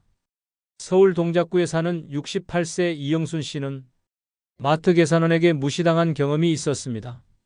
아줌마, 그거 앞에 올려놓고 다시 와요. 말투엔 존중도 배려도 없었습니다. 이 씨는 말합니다. 그날따라 내가 너무 헝클어져 있었거든요. 땀에 젖은 셔츠, 머리는 눌리고 얼굴은 지쳐 보였을 거예요. 아, 내가 나를 방치했으니 사람들이 이렇게 대하는구나 싶었죠. 그날 이후 이 씨는 옷장 앞에 서서 정리된 셔츠를 입고 가벼운 립스틱을 바르고 머리를 빗고 외출했습니다. 전과 크게 다른 건 없었지만 사람들의 시선이 달라졌고 무심하게 넘기던 직원도 봉투 드릴까요? 하고 웃어주었습니다. 이 씨는 말합니다. 나는 똑같은 사람인데 겉모습만 바뀌었는데 세상이 바뀌더라고요. 이처럼 외모는 남을 위한 게 아니라 나를 위한 보호막입니다. 사람들은 당신이 입은 옷, 얼굴의 표정, 머리카락의 정리 상태, 목소리 톤까지 보고 당신을 판단합니다. 그리고 그 판단은 때론 당신이 말할 기회를 갖기도 전에 이미 내려져 있습니다. 그렇기 때문에 나이가 들수록 외모는 더 중요한 의미를 가집니다. 꾸민다는 건 남보라고 하는 게 아닙니다. 나는 아직 살아있다. 나는 나를 포기하지 않았다는 무언의 선언입니다. 그리고 그 선언은 당신이 세상과 마주할 때 스스로를 지킬 수 있는 첫 무기가 됩니다. 그러니 잊지 마세요. 외모가 전부는 아니지만 외모는 시작입니다. 사람들은 생각보다 훨씬 더 먼저 당신의 겉모습에 반응하고 있습니다. 그리고 그 첫 반응이 당신의 말과 존재를 대하는 태도를 결정짓습니다. 두 번째 이유는 외모는 나이 들수록 말보다 더 많은 걸 말해주기 때문입니다. 말로 설명하기 전에 이미 판단이 끝나는 순간 누구나 경험해 보셨을 겁니다. 나는 그런 뜻이 아니었는데, 그냥 피곤해서 그랬던 건데, 그 어떤 해명도 듣기 전에 상대방은 이미 당신의 외모와 표정, 몸짓을 보고 속단을 해버립니다. 이게 바로 외모가 말보다 먼저 말하는 순간입니다. 그리고 나이가 들수록 이 효과는 더 커집니다. 왜냐하면 사람들은 나이든 이에게 더 많은 상징을 기대하기 때문입니다. 단정한 옷차림이면 저분은 자기관리 잘하시네. 축 처진 어깨와 무표정한 얼굴이면 삶이 무너진 분인가? 그 어떤 말보다 강력한 무언의 메시지가 바로 외모에서 나오는 겁니다. 젊을 땐 꾸미지 않아도 활동성이나 생기로 충분히 커버됐습니다. 하지만 노년기엔 외모가 곧 태도이고 태도가 곧 삶의 자세로 읽힙니다. 특히 나이가 들수록 저분은 어떤 삶을 살아오셨을까? 라는 시선이 먼저 작동합니다. 그리고 그 질문에 가장 먼저 답을 해주는 것이 바로 당신의 외모입니다. 머리카락의 정리 상태, 눈빛의 생기, 피부의 윤기, 옷의 색감 하나까지도 그 사람의 인생 이야기를 대신 전달하게 되는 거죠. 외모가 말보다 먼저 그리고 더 길게 말하기 시작하는 나이가 바로 지금입니다. 전남 순천에 사는 72세 박성희 씨는 수년간 사람들과 어울리지 않고 지내왔습니다. 퇴직 후 마음이 허해지면서 무기력해졌고 꾸미는 걸 의미 없는 일이라 여겼습니다. 그런데 어느 날 구청에서 운영하는 미술교실에 신청에 참여하게 됐습니다. 첫날 옆자리에 앉은 분이 인사를 하며 슬쩍 물었습니다. 혹시 많이 편찮으셨어요? 기운이 없어 보여서요. 그 말이 충격이었습니다. 아프지도 않았고 오히려 기분 좋게 나왔는데 나를 바라보는 시선이 이렇게 다를 수 있구나 싶었죠. 그날 이후 박 씨는 거울을 다시 보기 시작했고 머리를 손질하고 밝은 옷을 꺼내 입었습니다. 불과 일주일 뒤 같은 사람이 말했습니다. 오늘은 정말 다르시네요. 얼굴이 살아났어요. 박 씨는 그 말을 듣고 혼잣말처럼 중얼거렸습니다. 내가 나를 너무 놓고 살았구나. 말도 안 했는데 외모가 다 말해버렸던 거였네. 이처럼 외모는 말보다 빠르고 더 직설적이며 더 많은 걸 보여줍니다. 그리고 그건 단지 타인의 평가만이 아닙니다. 내가 나를 어떻게 대하고 있는지도 외모를 통해 드러납니다. 거울 속 나를 바라볼 때 내가 나에게 무심했는지 애썼는지 나 자신이 제일 잘 압니다. 그 인식 하나가 당신의 삶 전체를 바꾸는 출발점이 될 수 있습니다. 그 누구보다 먼저 당신 얼굴이 당신의 삶을 말하고 있습니다. 말하지 않아도 보이고 설명하지 않아도 느껴집니다. 그렇다면 이제 세상에 말 걸 차례입니다. 거울 속 당신에게 먼저 말 걸어보세요. 오늘 나는 내가 자랑스러울 만한 얼굴을 하고 있는가? 대답이 망설여진다면 지금이 바로 당신의 표정을, 옷차림을, 삶의 태도를 다시 세울 시간입니다. 외모는 거짓말을 못합니다. 그러니 당신을 살아있게 만드는 얼굴부터 다시 시작해 보세요. 나이 들어 외모가 중요한 세 번째 이유는 주눅들지 않고 사람을 만날 수 있게 해주기 때문입니다. 사람이 사람을 가장 조심스럽게 대하는 시기는 마음보다 체면이 더 예민해질 때입니다. 그리고 그 시기가 바로 노년기입니다. 젊을 땐 자신감이 외모에서 오지 않아도 활력과 말솜씨로 채울 수 있었습니다. 하지만 나이가 들수록 스스로에게 던지는 질문은 이런 쪽으로 바뀌게 됩니다. 내가 지금 이 자리에 나가도 괜찮을까? 이 얼굴로, 이 차림으로 괜히 분위기 망치는 건 아닐까? 결국 이런 생각이 사람과의 연결을 끊어버리는 첫 단추가 됩니다. 한두 번 모임을 미루고 자리를 빠지면 사람들은 이렇게 말하죠. 요즘 왜 안 나오세요? 하지만 본인은 대답하기 어렵습니다. 사실은 내가 너무 초라해 보여서요. 이 말이 너무 부끄러워 차마 꺼낼 수가 없습니다. 그래서 아프다고 핑계를 대고 바쁘다고 둘러댑니다. 그러나 진짜 이유는 딱 하나입니다. 자신의 외모에 스스로가 위축되었기 때문입니다. 외모는 사람을 대면할 때 눈에 보이는 자존감입니다. 옷차림이 단정하고 얼굴에 생기가 있으면 말투도 당당해지고 자세도 바르게 펴집니다. 반대로 머리는 덥수룩하고 얼굴은 칙칙하고 옷은 무심한 티셔츠라면 사람 앞에 섰을 때도 목소리가 작아집니다. 괜히 내가 민폐 아닐까? 이런 위축은 관계를 망가뜨리는 가장 빠른 지름길입니다. 경기도 구리시에 사는 70세 윤성분 씨는 원래 활발한 성격으로 친구들과의 커피 모임을 매주 이어오던 사람이었습니다. 하지만 퇴직 후 수입이 끊기고 생활이 빠듯해지면서 미용실에 가는 것조차 부담스러워졌습니다. 염색을 못하고 머리는 희끗희끗해졌고 옷도 늘 같은 트레이닝복뿐이었습니다. 어느 날 거울을 본 윤 씨는 속으로 중얼거렸습니다. 나 너무 볼품없어졌네. 그 순간부터 친구들 연락이 와도 오늘은 좀 피곤해라는 말로 넘기기 시작했습니다. 하지만 같은 모임에 친구가 찾아와 말했습니다. 너 왜 갑자기 이렇게 멀어진 거야? 윤 씨는 그제야 조심스럽게 털어놓았습니다. 그냥 내가 나를 보기가 좀 창피하더라고. 친구는 말했습니다. 우리가 널 외모로 보냐? 그래도 널 좋아하는 내가 사라지는 건 너무 아쉽지 않니? 그날 이후 윤 씨는 중고 옷가게에서 저렴한 블라우스를 몇 벌 샀고 동네 미용실에서 간단한 커트를 하고 다시 모임에 나갔습니다. 놀랍게도 친구들의 반응이 달라졌습니다. 와, 얼굴이 확 살아났네. 요즘 기분 좋아 보여. 윤 씨는 웃으며 말했습니다. 내가 아니라 나를 다시 꺼낸 기분이야. 이처럼 외모는 사람 앞에서 당당해질 수 있는 최소한의 무기입니다. 누군가와 마주 앉았을 때 시선을 피하지 않고 마음을 열 수 있게 만드는 출발점이 바로 거울 속 나입니다. 꾸미는 건 허영이 아니라 사람 사이에서 위축되지 않기 위한 방패입니다. 그리고 그 방패 하나가 있을 때 우리는 더 많은 사람과 다시 이어질 수 있습니다. 주눅든 마음은 얼굴에서 티가 납니다. 하지만 자신을 가꾼 얼굴에는 자신감이 묻어납니다. 외모는 결국 당신이 사람들 앞에서 위축되지 않도록 지켜주는 가장 조용한 용기입니다. 그 용기가 있을 때 당신은 다시 관계 안으로 들어설 수 있습니다. 그러니 다른 사람 만나기 전에 꼭 한 사람만 먼저 만나보세요. 바로 거울 속의 나 자신부터. 그 사람이 나를 믿어야 다른 세상도 다시 열린다는 걸 잊지 마시길 바랍니다. 네 번째 이유는 외모는 나에 대한 최소한의 예의이기 때문입니다. 우리는 평생 남에게 예의를 지키며 살아왔습니다. 문 열어주며 먼저 가세요 하고 고맙다는 말 잊지 않으려고 애쓰고 상대를 불편하게 하지 않으려 끝까지 참고 또 참아왔습니다. 그렇게 살아온 당신이 정작 가장 중요한 사람에게는 예의를 놓치고 있는 건 아닐까요? 바로 자기 자신에게 말입니다. 외모는 타인을 위한 게 아닙니다. 옷을 갖춰 입고 머리를 정돈하고 얼굴에 미소를 띄우는 건 남에게 잘 보이기 위한 게 아니라 내가 나를 존중하는 태도입니다.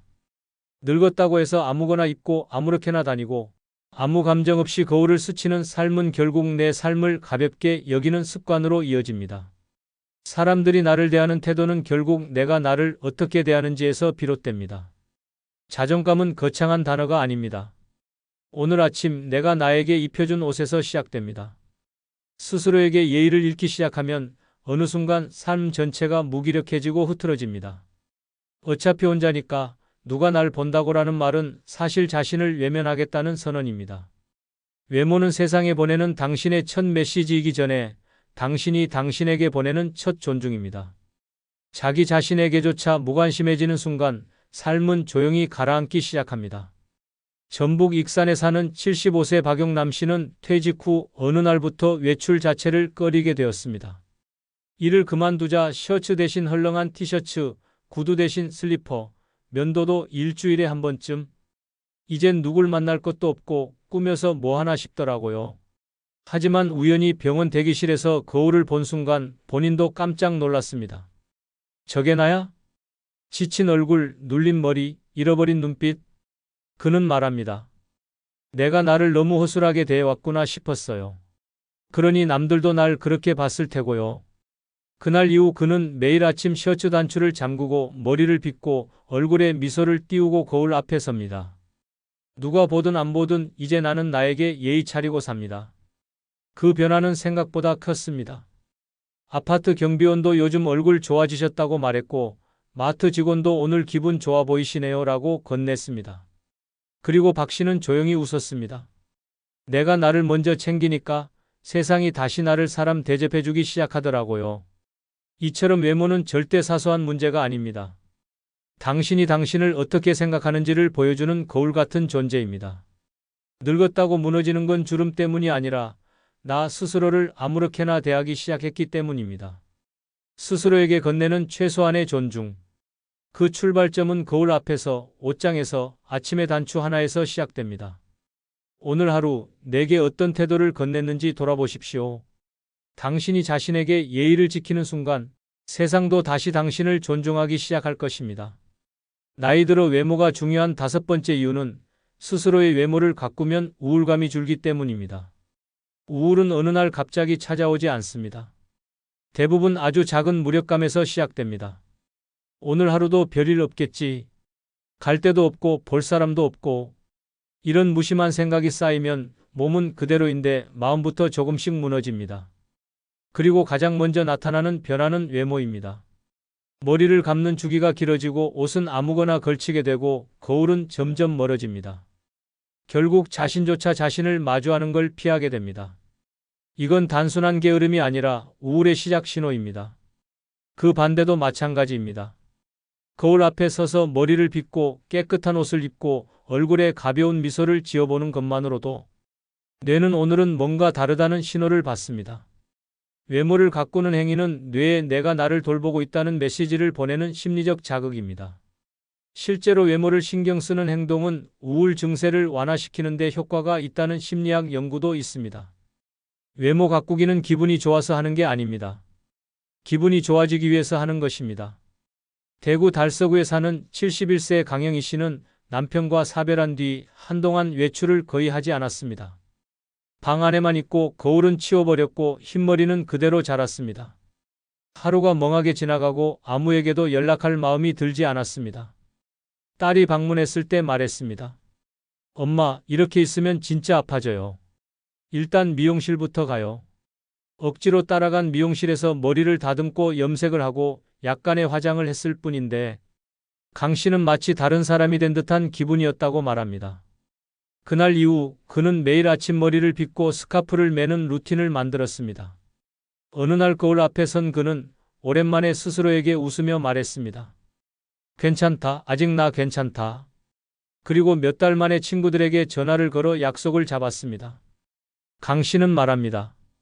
내가 먼저 나를 손잡아 일으켜 세운 거였어요. 그게 얼굴에서 시작됐다는 게 신기하죠. 이처럼 외모를 가꾸는 건 단순한 꾸밈이 아닙니다. 스스로를 일으키는 심리적 운동입니다. 우울하다고 느껴질 때일수록 더 손을 대야 하는 곳이 바로 나의 겉모습입니다. 몸보다 먼저 무너지는 게 감정이라면 감정보다 먼저 되살릴 수 있는 건 바로 외모입니다. 옷을 갈아입고 나서면 마음이 다잡아지고 머리를 정돈하고 나면 말투가 또렷해지고 거울을 보며 스스로에게 말을 걸 수 있을 때 비로소 마음이 나를 다시 따라오기 시작합니다. 지금 기운이 없다면, 지금 의욕이 없다면 말로 다잡지 마세요. 거울 앞에서 나를 돌보는 행동 하나가 당신 마음의 회복을 시작해 줄 겁니다. 외모는 당신의 자존감이 앉는 자리입니다. 그 자리를 단정하게 정리하는 순간 마음은 다시 숨을 쉽니다. 그렇게 하루가 삶이 달라지기 시작합니다. 나이 들어 외모가 중요한 여섯 번째 이유는 외모를 꾸미면 주변 사람들도 같이 기분이 좋아지기 때문입니다. 사람은 누구나 타인의 분위기에 영향을 받습니다.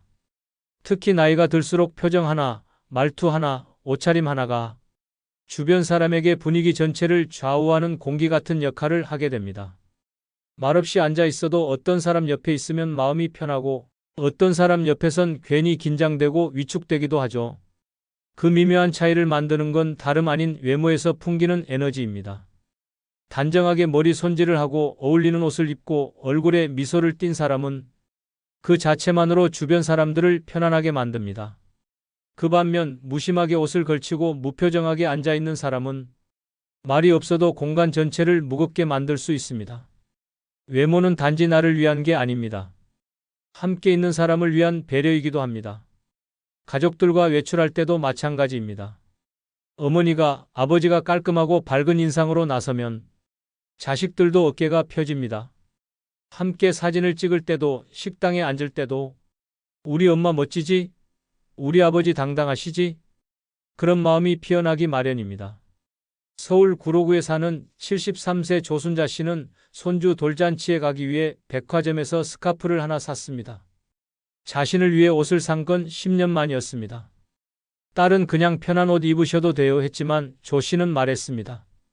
오늘은 내가 주인공은 아니지만 내가 손주를 축하해주는 얼굴이잖니.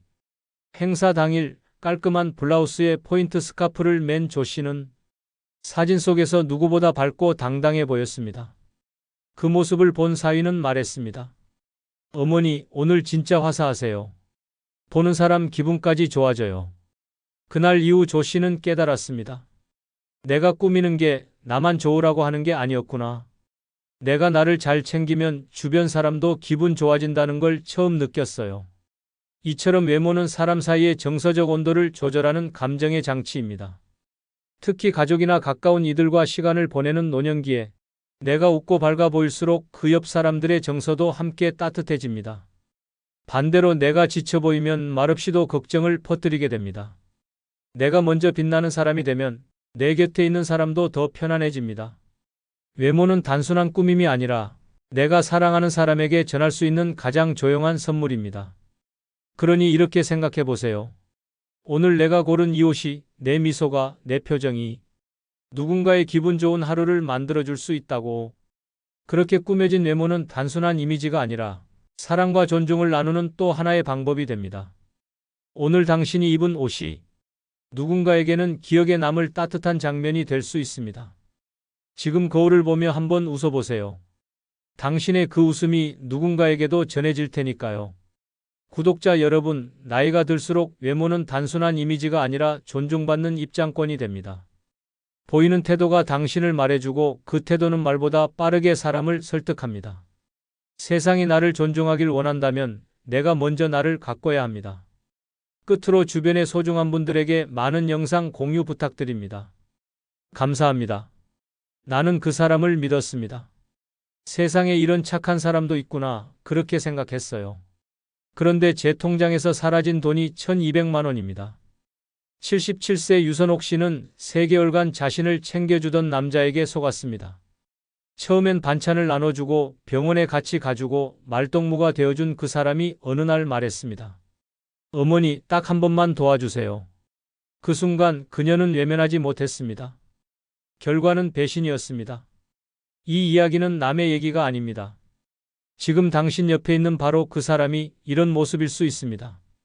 노인을 노리는 사기꾼들이 점점 교묘해지고 피해자들은 점점 많아지고 있습니다. 2024년 한 해 동안만 전국에서 발생한 노인 대상 사기 피해 금액은 3천억 원을 넘었습니다. 하지만 대부분의 피해자들은 끝까지 말하지 못합니다. 창피해서, 억울해서, 스스로를 탓해서 침묵합니다. 그 침묵 뒤엔 또 다른 피해가 이어지고 있습니다. 지금 이 순간에도 누군가는 가족 같은 사람에게 인생을 송두리째 빼앗기고 있습니다. 이 영상 반드시 끝까지 보셔야 합니다. 당신의 노후를 지키는 데 결정적인 분기점이 될 것입니다. 아직 구독과 좋아요 누르지 않으셨다면 지금 꾹 눌러주시기 바랍니다. 노년에 조심해야 할 첫 번째 사람은 외로움을 파고들며 감정을 흔드는 사람입니다. 사람은 나이 들수록 외로움에 약해집니다. 자식은 바쁘고 친구는 하나둘 떠나고 텅 빈 집안에서 혼자 TV를 보며 하루를 보내는 일이 점점 익숙해질 때 누군가 다정하게 말을 걸어오면 그게 얼마나 따뜻하게 느껴지는지 그 마음 저도 너무나 잘 압니다. 서울 노원구에 사는 박정임 씨는 남편과 사별한 지 8년째였습니다.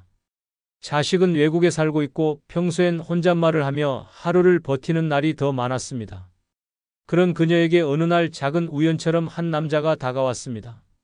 공원 벤치에서 마주친 이 남자는 유쾌하고 매너 있었으며 박 씨의 말에 진심으로 귀를 기울여주는 듯 보였습니다. 대화는 며칠 뒤 전화로 이어졌고 한 달도 안 돼 거의 매일 서로 안부를 묻고 함께 식사를 하고 때로는 팔짱을 끼고 걷는 사이가 됐습니다. 박 씨는 오랜만에 삶이 따뜻해졌다고 느꼈고 남자는 늘 이렇게 말했습니다. 나는 당신을 지켜주고 싶어요. 당신만 믿으세요. 하지만 그 믿음은 함정이었습니다. 어느 날 남자가 조심스레 돈 얘기를 꺼냈습니다. 지인한테 사기를 당해서 급하게 300만 원만 있으면 해결돼요. 다음 주면 무조건 갚을게요. 나를 믿는다면 도와줄 수 있죠? 박 씨는 그제야 망설였습니다. 하지만 그 남자의 간절한 눈빛과 자신에게 베풀어준 친절을 떠올리며 결국 은행으로 향했습니다. 그리고 돈을 건넸습니다. 그게 마지막이었습니다.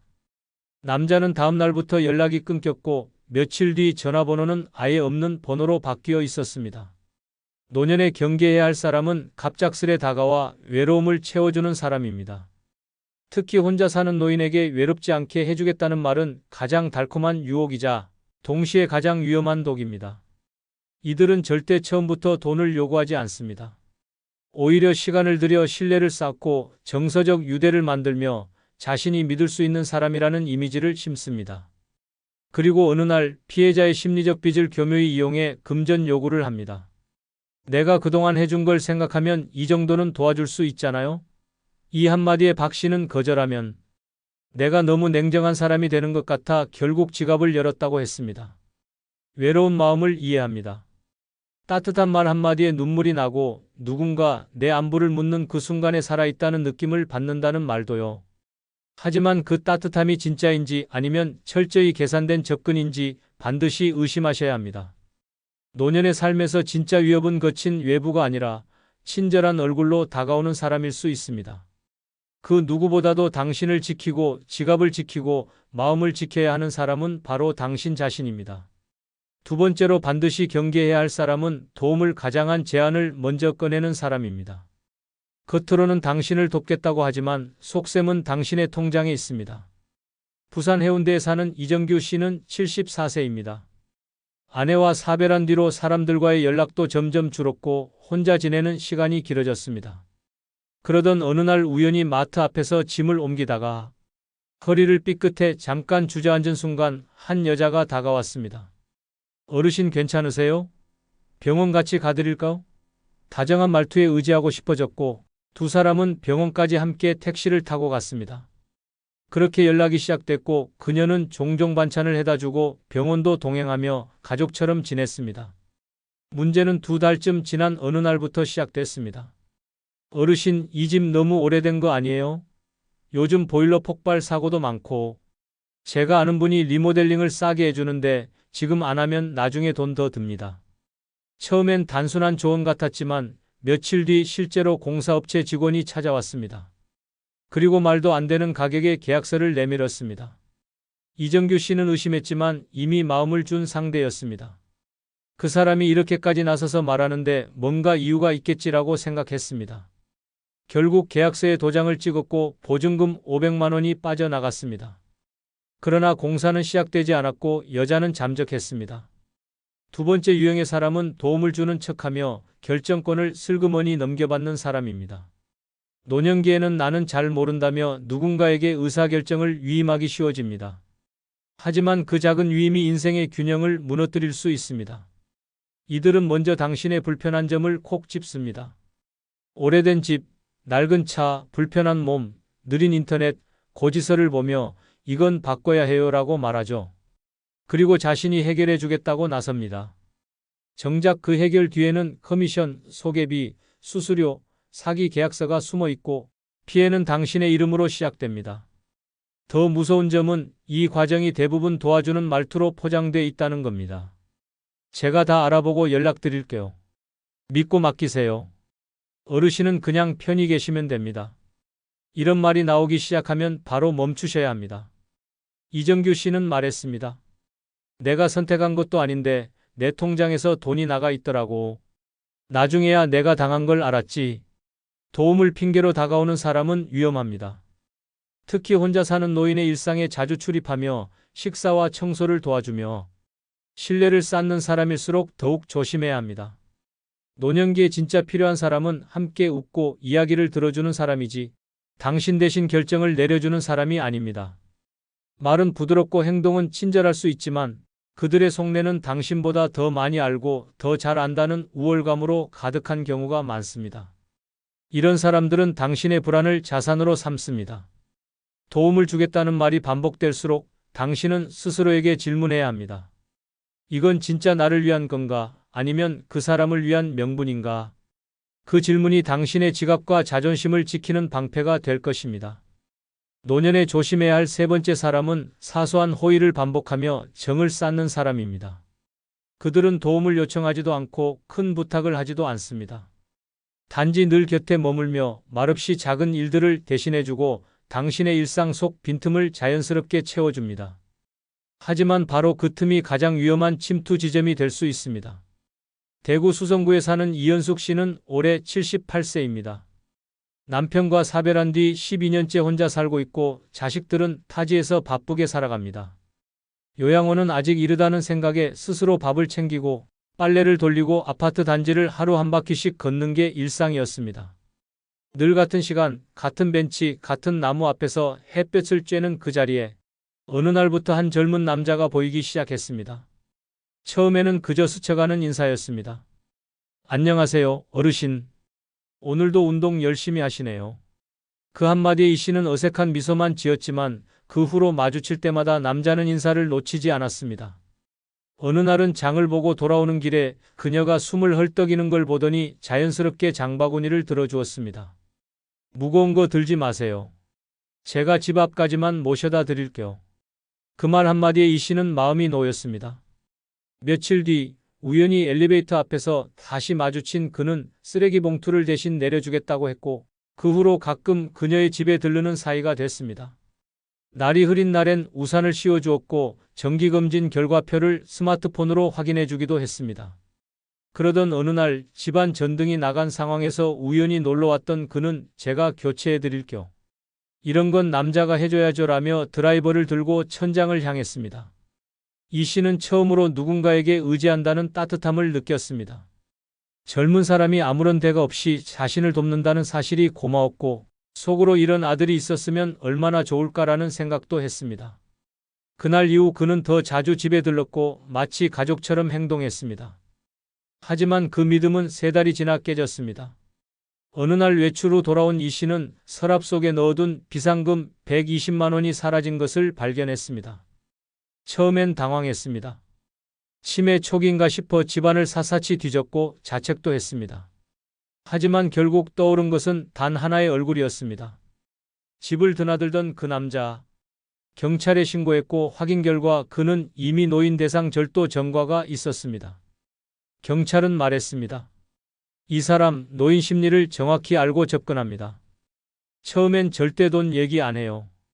대신 신뢰를 쌓고 생활 깊숙이 들어오죠. 이 씨는 한참을 울었습니다. 내가 그 사람 반찬도 해줬어요. 전등 고쳐줬을 때 진심으로 고마웠는데 사람을 의심할 줄 몰랐던 내가 바보였어요. 정은 반복된 친절 속에서 만들어지지만 경계심은 잊으면 안 되는 무기입니다. 사람 좋은 얼굴, 부드러운 말투, 작은 호의 뒤에 숨어있는 의도를 파악하는 힘. 그것이 바로 노년을 지키는 방패입니다. 노년에 조심해야 할 4번째 사람은 불쌍한 사연으로 연민을 자극하는 사람입니다. 그들은 처음부터 요구하지 않습니다. 다만 자신이 얼마나 힘든 처지에 놓여 있는지를 반복해서 이야기합니다. 불쌍한 표정, 한숨 섞인 말투, 헝클어진 옷차림. 그 모든 게 마치 도와달라고 외치는 듯 보입니다. 문제는 그 연민이 진심이 아니라 계산일 수 있다는 점입니다. 인천 부평구에 사는 유병선 씨는 80세입니다. 2년 전 남편을 떠나보낸 뒤로 삶의 생기가 줄어들었습니다. 가까운 시장만 다녀와도 숨이 차고 식사는 라면과 밥 말아 먹는 날이 많아졌습니다. 그런 어느 날 아파트 앞 벤치에 앉아 쉬고 있을 때 낯선 여자가 말을 걸어왔습니다. 어머, 여기 살아요? 저도 이 근처인데 어르신처럼 점잖은 분은 처음 봐요. 처음엔 스쳐가는 인연인 줄 알았습니다. 하지만 그 여자는 거의 매일 같은 시간에 나타났습니다. 대화는 조금씩 깊어졌고 어느 날부터 그녀는 자신의 사정을 털어놓기 시작했습니다. 사실 남편한테 폭력당하고 도망 나왔어요. 돈도 없고 애 하나 키우느라 너무 힘들어요. 유 씨는 마음이 흔들렸습니다. 본인도 한때 가난했던 시절이 있었고 어린 자식을 키우던 때를 떠올리면 지금도 가슴이 먹먹했기 때문입니다. 며칠 뒤 그 여자는 눈물을 글썽이며 말했습니다. 지금 당장 애 밥값이 없어요. 아침도 못 먹이고 보냈어요. 제가 다시 갚을게요. 한 10만 원만 도와주시면 안 될까요? 유 씨는 망설이다가 봉투에 돈을 넣어 건넸습니다. 그리고 그날 밤 스스로를 칭찬했습니다. 그래, 어려운 사람 돕는 건 좋은 일이야. 내 노후가 조금 줄어들더라도 아이 밥 한 끼 생긴 거면 됐지.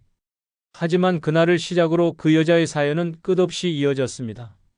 아이 병원비, 전기요금, 체납, 월세 보증금 문제, 매번 새롭고 안타까운 이유들이 등장했고 그때마다 유 씨는 또 지갑을 열었습니다. 어느새 한 달 사이에 나간 돈이 90만 원이 넘었습니다. 결정적인 사건은 유 씨가 딸에게 카카오뱅크 이체 내역을 캡처해 보내달라는 부탁을 받으면서 벌어졌습니다. 딸이 전화를 걸어 말했습니다. 엄마, 이 사람 누구야? 왜 이렇게 반복적으로 이체가 돼 있어? 이거 사기야. 당장 경찰에 가자. 그제야 유 씨는 무너졌습니다. 경찰 조사 결과 그 여자는 인근 아파트 단지를 돌며 70세 이상 독거 노인을 대상으로 같은 방식으로 접근해 12명에게서 총 1천만 원 가까운 돈을 받아낸 인물이었습니다. 유 씨는 말했습니다. 내가 바보였어요.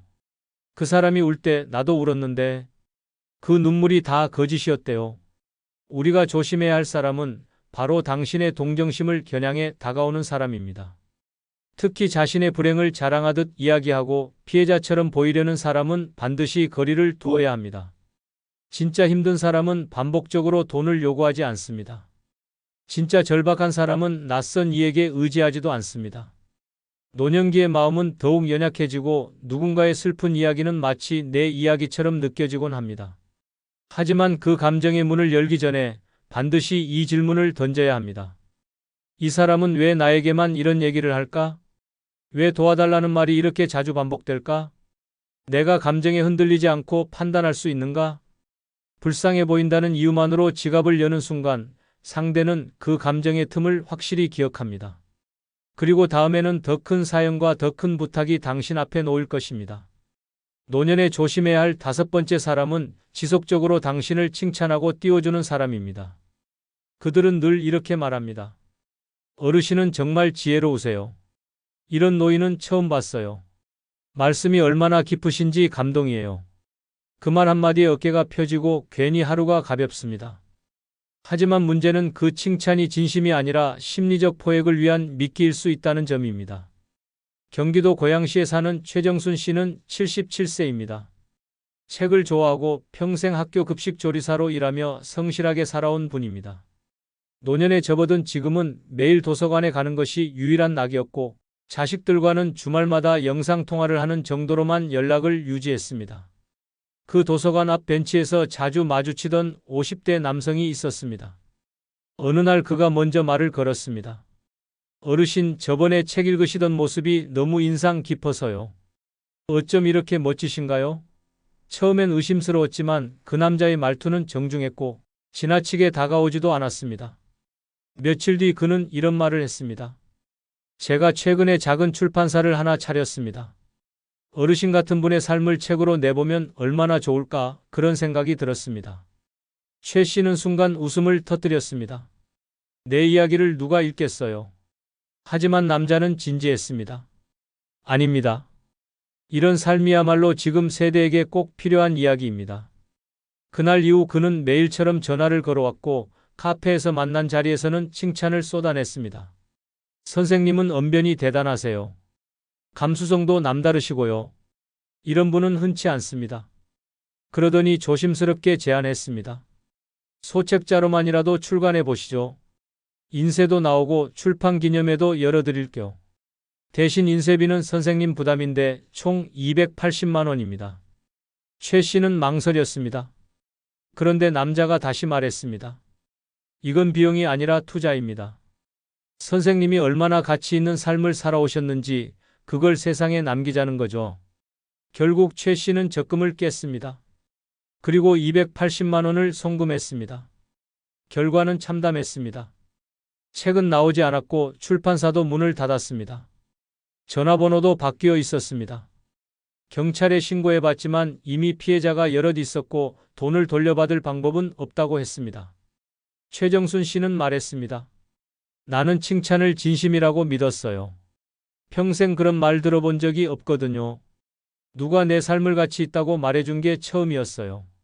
당신이 조심해야 할 사람은 바로 이런 칭찬으로 마음의 문을 여는 사람입니다. 그들은 말재주가 뛰어납니다. 당신의 자존심을 긁어주고 세상에 인정받지 못했던 외로움을 정확히 파고듭니다. 마치 오랜 친구 같고 당신을 진심으로 존경하는 사람처럼 다가오지만 사실은 감정을 낚시질하는 기술자일 뿐입니다. 노년에는 인정받고 싶은 마음이 커집니다. 누구도 당신을 칭찬해주지 않을 때 누군가가 당신은 특별하다고 말하면 그 말이 가슴 깊이 파고듭니다. 하지만 그 말 뒤에 제한이 따라온다면 반드시 한 걸음 물러서야 합니다. 칭찬 뒤에 돈 얘기가 나온다면 그것은 칭찬이 아니라 장사입니다. 누가 당신을 띄워주더라도 그 말이 지갑을 향하고 있는지 반드시 살펴보셔야 합니다. 당신의 가치는 돈으로 증명되지 않습니다. 노년에 조심해야 할 6번째 사람은 가족 같은 존재를 자처하며 사적으로 얽히는 사람입니다. 그들은 자신을 아들처럼, 딸처럼, 동생처럼 여겨달라고 말합니다. 처음엔 아무 조건 없이 도와주고 당신을 위로하고 시간도 함께 보냅니다. 하지만 그 친밀함 뒤에 따라오는 건 돈, 부탁, 계약서입니다. 경북 안동시에 사는 김영분 씨는 79세입니다. 남편 없이 홀로 살아온 지 오래고 자식도 없이 지냈습니다. 외로움을 달래려 종종 동네 복지관 프로그램에 참여했고 그곳에서 만난 한 30대 여성이 어느 날 다가와 말했습니다. 어머님, 저 엄마 생각나게 하세요. 저도 어릴 적에 엄마를 일찍 여의고 자랐거든요. 그 말 한마디가 김 씨의 마음을 열었습니다. 그녀는 자주 연락을 해왔고 집까지 찾아와 밥을 같이 먹고 설거지를 도왔습니다. 김 씨는 정이 들었습니다. 처음에는 도와주는 고마운 아가씨였는데 어느 순간 정말 내 딸 같았다고 말합니다. 혼자 밥을 먹던 집에 웃음소리가 생기고 외출도 함께하며 삶의 활기가 돌기 시작했습니다. 그러던 어느 날 그 여성이 이렇게 말했습니다. 어머님, 사실 지금 다니는 직장이 좀 불안정해서요. 그런데 제가 창업 아이템이 하나 있어요. 300만 원만 투자해 주시면 2배로 돌려드릴게요.